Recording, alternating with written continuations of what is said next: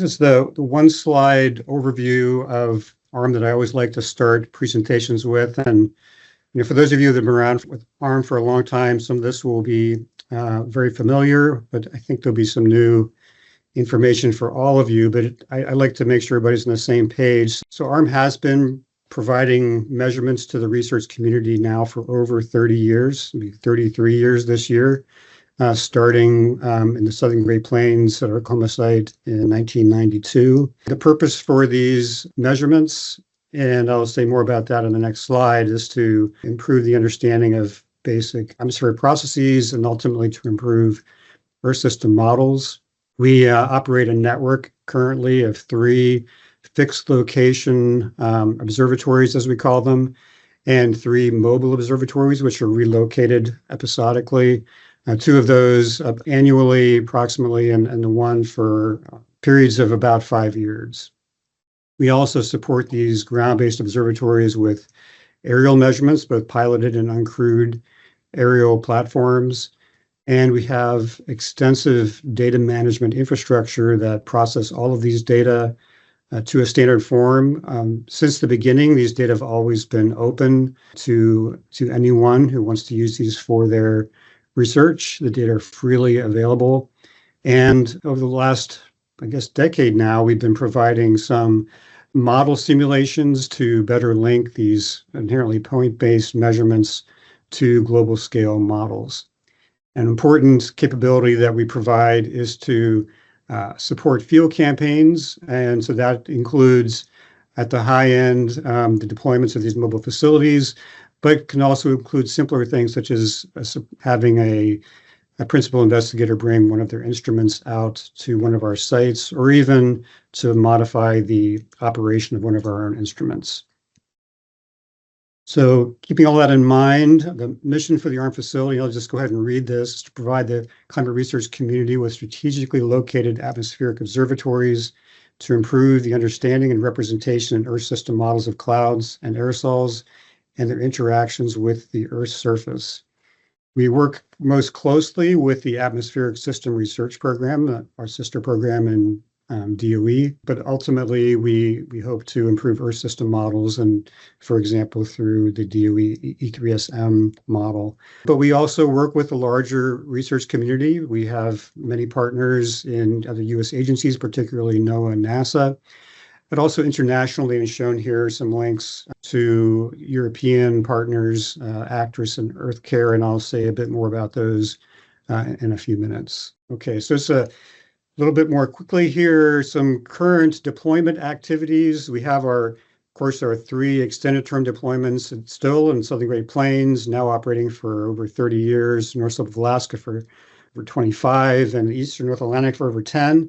But if we look at our mobile facility deployments, which are changing more regularly, we have going on right now the Courage deployment in Baltimore, Maryland, which also includes several supplemental locations looking at aerosol properties and boundary layer properties.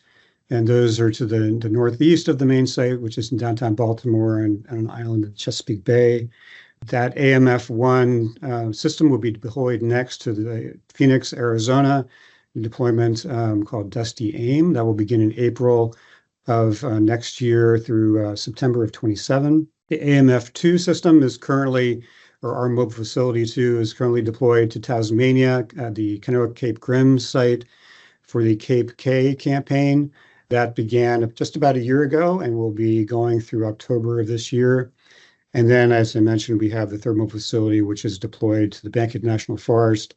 This is expected to be deployed for 5 years or more, and so provides the opportunity to do a lot of longer term planning. So we're really been doing outreach to other agencies, other programs, particularly the Land Atmosphere Interaction Program. And towards that end, we've got extensive instrumentation here beyond a typical site, including a tall tower and several supplemental sites. Slide on organization. I'm not going to go through this in a lot of detail, but I think it is illustrative to see just how ARM functions. There are 3 main branches to the organization.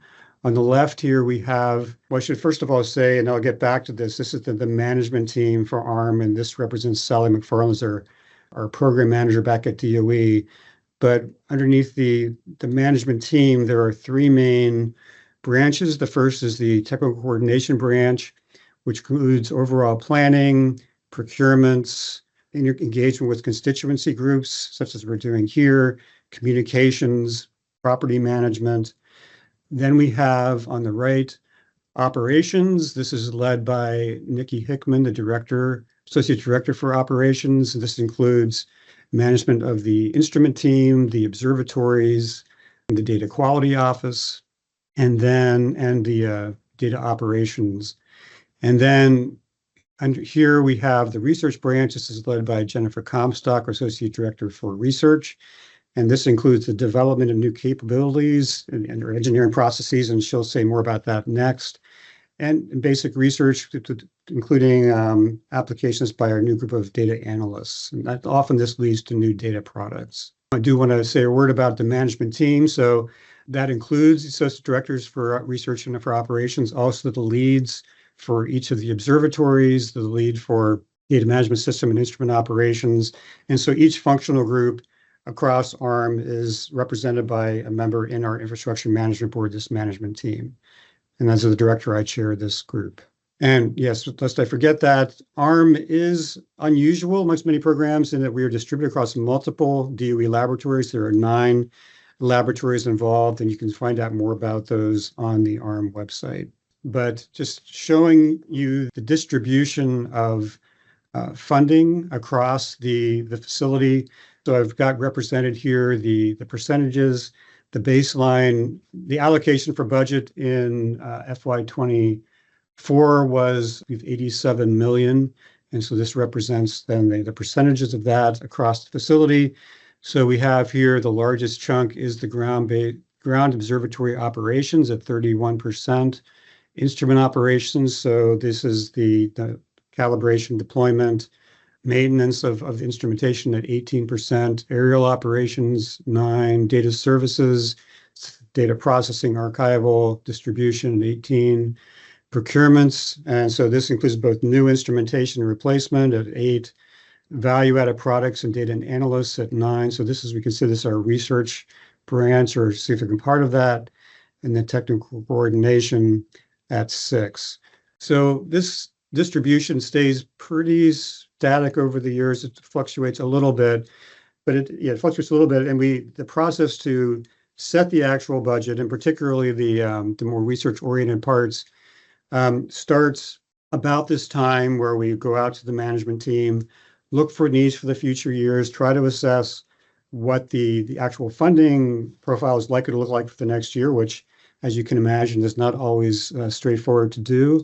But over the period of 3 or 4 months and through the summer, we develop a budget which will then need to have in place by the start of the fiscal year, because then DOE will distribute funds across the 9 laboratories. As part of this, we also look at a 3-year projection to try to anticipate what changes might be coming up, and this helps us to not have large shocks to the system and plan ahead and where we put our funds. We review this budget proposal with Sally and other members of the DOE management team, and then we refine this over the course of the year. We set milestones, which we track over the course of the year and review that on a quarterly basis with Sally.